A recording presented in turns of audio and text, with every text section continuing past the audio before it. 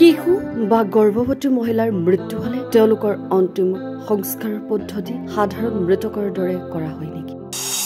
গৰ্ভৱতী মহিলাৰ মৃত্যু হলে গৰ্ভস্থ সন্তানটিৰ কি হয়?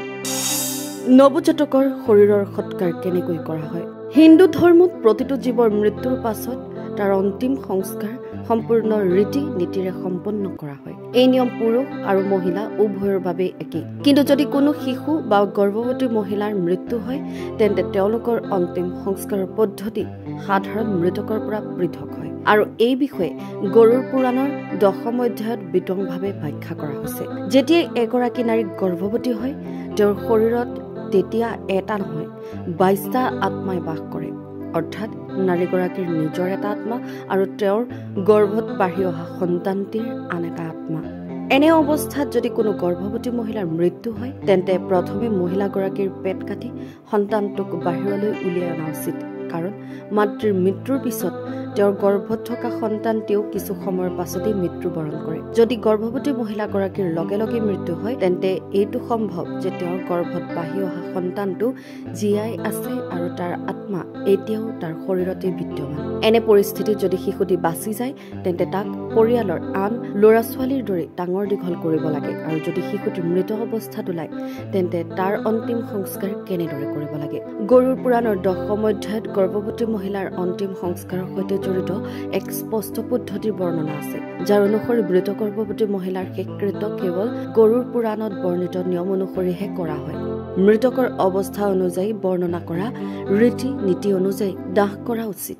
এটা নিৰ্দিষ্ট বয়সৰ পিছত ব্যক্তিজনৰ উপনয়ন সংস্কাৰ সম্পন্ন কৰা হয়। আৰু যিসকল ব্যক্তিৰ ইতিমধ্যে উপনয়ন সংস্কাৰ হৈ গৈছে তেওঁলোকৰ শেষকৃত্য সম্পূৰ্ণ ৰীতি নীতিৰে কৰা হয়। নাৰীৰ কোনো উপনয়ন সংস্কাৰ নাথাকে, বৰঞ্চ তেওঁলোকৰ বিবাহক উপনয়ন সংস্কাৰৰ সমতুল্য বুলি গণ্য কৰি দাহ কৰা বিধান আছে। সেয়েহে যিকোনো নাৰীৰ মৃত্যুৰ পিছত ছায়াদান, গৌৰাণ, ঘটাদান, অষ্টমহাদান, ব্ৰতস্বৰ্গ আদি পালন কৰাটো বাধ্যতামূলক। গৰুড় পুৰাণত এইটো উল্লেখ আছে যে যেতিয়া গৰ্ভৱতী মহিলাৰ স্বামীৰ মৃত্যু হয় তেনে পৰিস্থিতিত তেওঁ সংযম আৰু ধৈৰ্য প্ৰদৰ্শন কৰা উচিত। গৰ্ভৱতী মহিলাৰ স্বামীৰ চিতাৰ সৈতে সতী হ'ব নালাগে, বৰঞ্চ সন্তান জন্ম দি তাক ডাঙৰ দীঘল কৰিব লাগে। আৰু তাৰ পিছত যেতিয়া সন্তান ডাঙৰ হয় অৰ্থাৎ সি নিজৰ যত্ন ল'বলৈ সক্ষম হয় তেতিয়া মহিলাগৰাকী নিজৰ ইচ্ছামতে শৰীৰ ত্যাগ কৰিব পাৰে। এই সকলোবোৰৰ উপৰিও গৰুড় পুৰাণত এইটো উল্লেখ আছে যে নৱজাতকৰ মৃত্যুৰ সময়ত কৰা শেষকৃত্য অৰ্থাৎ যিসকল জীৱই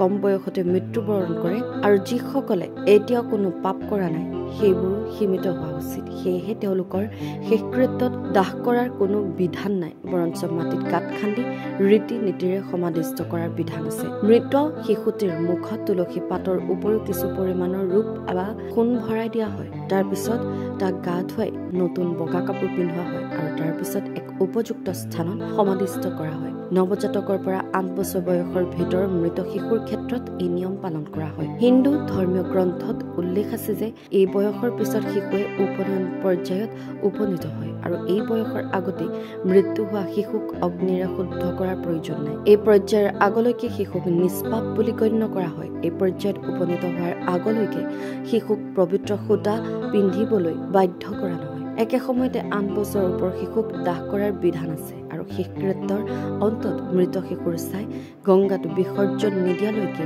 এই প্ৰক্ৰিয়া সম্পূৰ্ণ বুলি গণ্য কৰা নহয়। ইয়াৰ লগতে এইটো কোৱা হৈছে যে গৰ্ভৱতী মহিলাৰ মৃত্যুৰ পিছত মাতৃগৰ্ভৰ পৰা ওলোৱা মৃত নৱজাতকৰ শৰীৰ গাখীৰত বিসৰ্জন দিব লাগে। গৰুড় পুৰাণত ভ্ৰূণৰ গৰ্ভপাতৰ সন্দৰ্ভত এক সুকীয়া তথ্য উল্লেখ কৰা হৈছে, যাৰ অনুসৰি গৰ্ভপাতৰ ক্ষেত্ৰত কোনো বিশেষ ব্যৱস্থা গ্ৰহণ কৰা নহয়। কিন্তু এনে শিশুৰ মৃত্যুৰ ক্ষেত্ৰত দুগ্ধ অৰ্থাৎ গাখীৰ আৰু ধন দান কৰাটো বিশেষভাৱে উপযুক্ত বুলি বিবেচিত কৰা হৈছে গৰুড় পুৰাণত।